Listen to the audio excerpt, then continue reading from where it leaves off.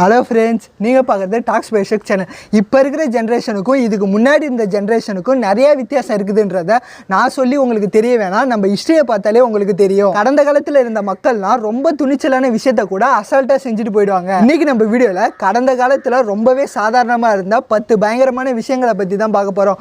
சரி, நம்ம வீடியோக்குள்ளே போகலாமா? வாங்க வீடியோக்குள்ளே போகலாம்.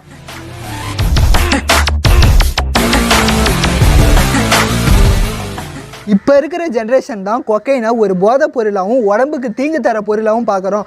ஆனால் 100 வருஷத்துக்கு முன்னாடி இருந்த மக்கள் எல்லாம் கொக்கைனை ஒரு மெடிசனாக பார்த்தாங்க. இருமல், பல்வலின்னு இதை மாதிரி நம்மளுக்கு ஏதாவது பிரச்சனை இருந்ததுன்னா அந்த காலத்து மக்கள் எல்லாம் உடனே மெடிக்கல் ஷாப்புக்கு போயிட்டு கொக்கைனை வாங்கிட்டு வந்துடுவாங்க. அந்த காலத்து டாக்டர்ஸும் கொக்கைனை குழந்தைங்களுக்கு ஒரு மயக்க மருந்தா தரலான்னு ப்ரிஸ்கிரைப் பண்ணியிருக்காங்க.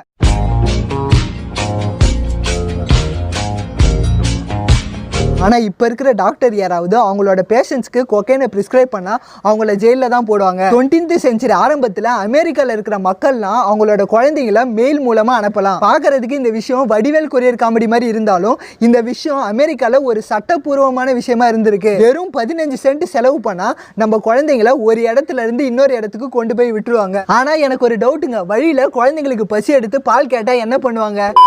ஒன்றும் பண்ண மாட்டாங்க, பால் வாங்கி கொடுப்பாங்க. 1930 கோழியை கூண்டில் அடைச்சி வைக்கிற மாதிரி வீட்டில் இருக்கிற அம்மாக்கள்லாம் என்ன பண்ணுவாங்கன்னா அவங்களோட குழந்தைங்களை கூண்டில் அடைச்சிட்டு அவங்களோட வீட்டு வேலையை பார்க்க போயிடுவாங்க. அதுவும் குழந்தைங்களுக்கு காத்தோட்டமாக இருக்கணுன்றதுக்காக அந்த கூண்டை அவங்க வீட்டு ஜன்னலுக்கு வெளியே தொங்க விட்டுருவாங்க.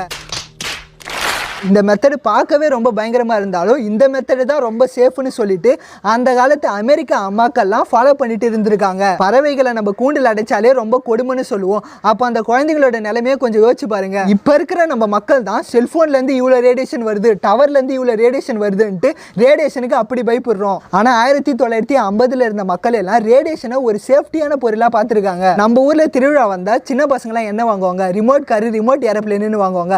ஆனால் அந்த காலத்து சின்ன பசங்க என்ன வாங்குவாங்கன்னா ஆட்டம் பாம்பு, ஹைட்ரஜன் பாம்புன்னு பொலானியம், யுரேனியம்ல செஞ்ச பொம்மைங்களை வாங்குவாங்க. அப்போனா அந்த காலத்து சின்ன பசங்க 2 பேர் யாராவது சண்டை போட்டுக்குன்னா பாம்பு போட்டு சண்டை போட்டிருப்பாங்களோ? தெரியல, இருந்திருக்கலாம். அந்த காலத்து யூரோப்ல வினோதமான உயிரினத்துக்குன்னே ஜூஸ் வச்சிருந்தாங்க. வினோதமான உயிரினா நீங்க நினைக்கிற மாதிரி டைனோசரோ 10 தலை நாகமா கிடையாது. நம்ம மனுஷங்களை தான் அவங்க கூண்டில் அடிச்சு ஜூஸ் நடத்திட்டு இருந்தாங்க. அதுவும் ஆப்பிரிக்கா, ஏசியா கான்டினென்ட்ல இருக்கிற மக்களை பிடிச்சிட்டு வந்து தான் அவங்க ஜூஸ் நடத்திட்டு இருந்தாங்க.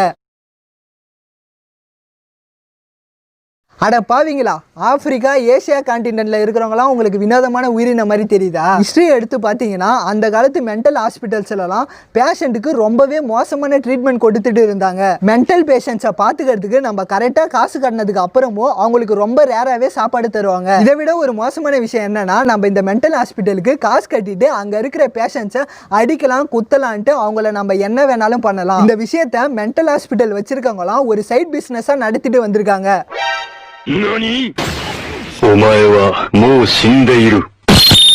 எது எதுலலாம் பிஸ்னஸ் பண்ணணும்னு ஒரு நியாயம் இல்லையாடா? இந்த காலத்து பணக்காரங்கிட்ட எப்படி நிறைய காசு சேர்க்கணுன்ற குணம் இருக்கும், அதே மாதிரி அந்த காலத்து பணக்காரங்கிட்ட ஒரு வித்தியாசமான குணம் இருந்திருக்கு. அதாவது அவங்களோட சொந்த தோட்டத்திலேயே ஒரு துறவி வாழ்ற வாழ்க்கையை வாழ்வாங்க. இந்த துறவி வாழ்க்கை வாழ்றப்ப அவங்க குளிக்க மாட்டாங்க, சாப்பிட்டதுக்கு அப்புறம் கை கழுவ மாட்டாங்க, அது மட்டும் இல்லாம முடி வெட்ட மாட்டாங்க, நகம் வெட்ட மாட்டாங்க.